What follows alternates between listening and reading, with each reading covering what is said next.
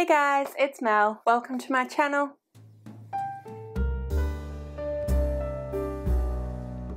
Hello. I just wanted to insert this little clip before I show you this video, which is my Eurovision-athon wrap-up, to say that I'm going to be linking in the description a number of different ways that you can get involved in the Black Lives Matter movement, whether that be in the United States or here in Australia. Rowan and I will be donating some money towards some of the various different funds, and we are attending a vigil this afternoon that is happening in solidarity with the Indigenous community and in solidarity with the American Black Lives Matter movement. So I just wanted to let you guys know that although this is a video about books and the books that I read during the Eurovision-athon, I'm still very much aware that the situation in the United States and indeed here in Australia is still very bad, and that I wanted to keep letting you guys know of the way I'm supporting and also ways you can support. Anyway, here's the video. This video is my Eurovision-athon wrap-up. If you've been around for a while, you probably know that I've gone in quite a few readathons over the last couple of months, and I did say in my April wrap-up, which I will put in the description below, that I was going to do a separate wrap-up for the Eurovision-athon readathon. I will also be doing a separate wrap-up for the Because We Can readathon, and I will also be doing a separate wrap-up for the Mental Health-athon readathon. The first one was the Eurovision-athon, which began on the 16th of April and ended on the 16th of May. So I'm going to talk about that in this video, and then, like I said, I'll do another wrap-up for the Because We Can and another wrap-up for Mental Health-athon. Alright. So now that I've explained that, let's talk about the books. First of all, I actually want to give you a little bit of an explanation about how the Eurovision-athon was put together. So the amazing Helen Slater, who is a book Twitterer, made this readathon. Because of coronavirus, we can't have a Eurovision song contest. So instead, let's do a Eurovision-athon readathon. She and I are friends on Twitter, and she suggested the readathon to me, and I thought it sounded really fun, so I said yes, I would love to go in that readathon. Basically, what we had to do was read books that were set in, or that the characters in the books were from, I think. That's how I understood it anyway. Let me start again. Here is the leaderboard from last year's Eurovision Song Contest. So all of the countries, all of the top 26 countries in the contest are listed here, along with the points that they tallied, along with the points that they ended up with in the final. So you could choose to read a book that would correspond to as many of these countries as you wanted to. For every country that you read a book that corresponded to that country, you would get the points that the country had received in the Eurovision Song Contest going towards your own point score for the Eurovision-athon readathon. Whew! I feel like that was a lot of explaining. Anyway, a bunch of different people went in the readathon, and different people chose different books. And I think there were a couple of people that read 20 or even potentially 26 books and accounted towards all 26 countries. I personally didn't do that. I don't think that I kind of played the game very well, because I didn't choose books that necessarily would give me high scores based on which country they represented, and my book for Russia was huge. So this is a mass market paperback, and I got it secondhand, so I'm not certain of that, but the reason I think it is because look how dense the text is on the page, and there are 637 pages in this book. I actually didn't end up reading it in this format because it was quite daunting. I actually ended up borrowing it from the library from Overdrive and reading it on my e-reader. So anyway, Russia gave me 300 odd points. I probably should have chosen not quite as thick a book, but I chose this because I wanted to read it because it is a good friend of mine, Michelle. It's one of her favourite books, and we were out one day going op shopping and we found it, and she convinced me to buy it because it was all of $1 or something like that, and also it sounded quite interesting, so I really wanted to read it, and it worked as a book for Russia, so that's why I chose it. Next year when I go in the Eurovision Readathon, which I'm pretty sure will happen again next year, I am going to try and choose books a bit more strategically. Anyway, this is a story about a young woman called Tatiana who lives in Leningrad in Russia during the Second World War. It's mostly a love story, so she meets, or she sees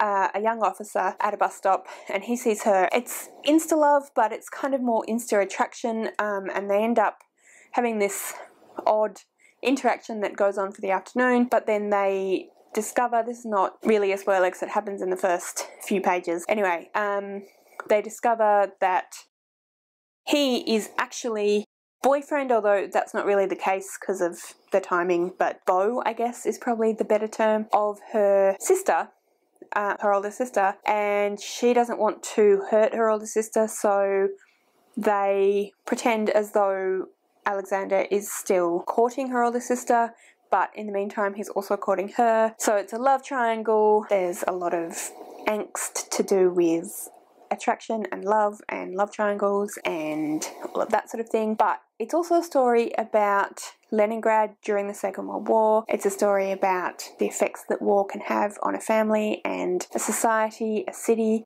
love. The Second World War is a backdrop to the main love story, but it's also the driving force behind a lot of the decisions that they make and a lot of the situations that they find themselves in. I thought this was a really great book. Those of you who've been around for a while would know I'm not currently giving out star ratings. That's just not how I tend to think about books. But anyway, I really enjoyed this book. Were I giving it a star rating, it'd probably be a 4.5. The only reason that I wouldn't give it absolute favourite status is because it was a bit long. So there was a lot of stuff in this book that I felt could have been condensed. You still needed all of the content, but some of the exploration of the points and the content and the situations that happened didn't need to go on for quite as long as they did. So I really think she could have condensed it. Having said that, I do think it was a really, really well written story. I thought that she painted a really interesting story about people living in that situation.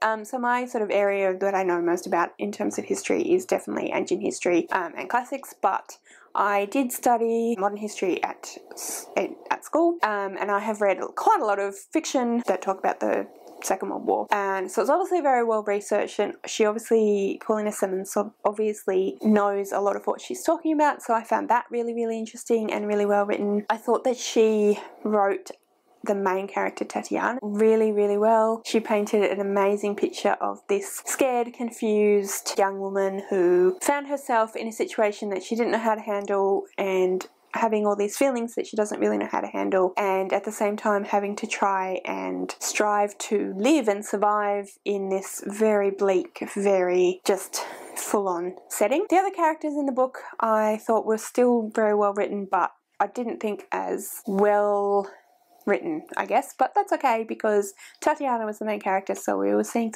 things through her point of view. Yes, so that was my Russia book. For Israel, which only gave me 40 odd points, I think it was 47 points, I read Just a Girl by Jackie French, and I did give a brief rundown about this book in my April wrap up, but I did say I would go into more detail.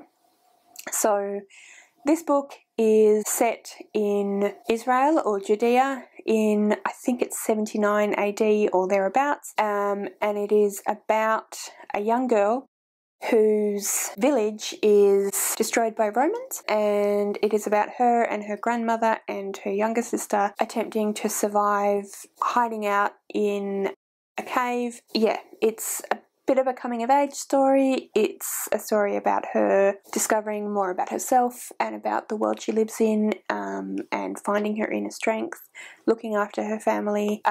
She meets a Roman slave and gets to know him. She saves his life. So there's some talk about xenophobia and about slavery and about the way that we perceive other people around the world and the way you are brought up and what you are taught to believe is how you will interact with other people. So I thought that was really interesting. I thought that was really well done as well. I really enjoyed the way this was written. It is middle grade, and it has that fast-paced action feeling of a middle grade, but you still get a sense of Judith, which is the main character, and what she's going through and what her personality is like, what she wants out of her life versus what society wants for her, which is really interesting as well. So it's a little bit of a feminist book as well, which is always interesting, and particularly in a historical novel. So yeah, it is middle grade historical fiction. If you like middle grade historical fiction or historical fiction in general, then I definitely recommend. I think that it's really well written and, like I said, well paced, well structured. The characters are great, particularly Judith, very believable and really interesting from a historical point of view. So that was my book for Israel. Throughout the Eurovision Readathon, I also listened to The Mercies by Kieran Millwood-Hargrave on audiobook. I thought this was an amazing book. It is also historical fiction. That seemed to be my thing during the Eurovision-a-thon. Set in Norway, I want to say like the 400, 500 AD-ish era. That sounds about right. No, it's probably a bit later. It's probably more like 11th century or something like that. So it's set during a time when Christianity has made it to Scandinavia. Most people are Christians, but there is still some of the old religion and the old sort of belief structure hidden away amongst a lot of the society. During the book, or the first bit of the book, we meet the main character, one of the main characters, whose name I couldn't really kind of figure out whether it was Man or Marin, something like that. Anyway, we meet her and we soon learn that all of the men in the village are killed during a storm, and so the women are confronted with, what do we do about this? Because during this time, society was very structured along gender lines, so women had their role, men had their role, and you weren't allowed to cross over. It was deemed as very bad if you did cross over, and within Norway at this time, you would often as not be accused of witchcraft if you were stepping outside of your gender roles. So the women are confronted with quite a difficult choice, because now they have to decide how to best support themselves. Do they make a decision about supporting themselves that goes against that gendered structure of society? And then we also hear about the story of a young woman who is also Norwegian, but comes from a different part of the world, different part of Norway I should say. And she is married off to a priest who is sent to this town where all the men were killed, and he's like the commissioner, and his job is to oversee this town and what's going on and make decisions about what's been happening and potentially pass judgment on the women in the town and what they've been doing. Trying not to do any spoilers, so I won't say much more about this. There is a female-female romance of sorts. There is a lot of discussion about gender roles and gender politics within history, and within Scandinavian history particularly. Touches on the witch trials within Europe in that time, and yeah, I thought that it was really great. I really enjoyed listening to it. As anyone who's been around, I keep saying that, as anyone who's been around for a while knows, I'm doing a little bit of an exploration of audiobooks. I've not been much of an audiobook listener, consumer over the years, so I'm sort of learning how to listen to audiobooks, but I actually really enjoyed listening to this one as an audiobook. I thought the narrator did a fantastic job, and yeah, highly recommend if you are a historical fiction reader, particularly if you like learning about Scandinavia, about European history. Definitely give it a go. Like I said, I thought that it was really well written. I thought the characters were really well written. You get a really good sense of what's going on in their internal lives and their thought processes, as well as the roles that they are attempting to live up to within society and how they are trying to present themselves. You get a real sense of some of the sort of less savoury things about that period of history and about the witch trials and how they were done, but it's not graphic at all, and yeah, I just thought it was really great. So that was for Norway. Next up, I want to talk to you about We Swallow the Air by Tara June Winch, which I read for Australia. In my April wrap-up, I actually go into quite a bit of detail about this book, even though I said that I would only talk briefly about books that I was going to talk about in the Eurovision Readathon wrap-up. So like I've said, I've linked that video in the eye and then the description below, so go and check that out, particularly if you want to know more about what I thought of this book. But I read it partly because it was set in Australia, written by an Australian author, so it fitted in with that prompt, but also partly because it's a personal challenge of mine for this year to read books written by Australian Aboriginal authors, which this is, so it fitted both prompts really well, so that's why I read it. It follows the story of a young girl who is an Australian Aboriginal it's contemporary, I'm not sure when it's set exactly, but contemporary, I think probably about, say, 30 years ago, yeah, roughly about that, maybe a bit less, 20 years ago, but yes, so it's about a young girl who is an Australian Aboriginal girl, and it's about her growing up and discovering herself and the situations that she finds herself in. It's a little bit of an exploration of society, Australian society, of the racism that's still very much inherent within Australian society, and about the situation for Aboriginal Australians and how that affects them.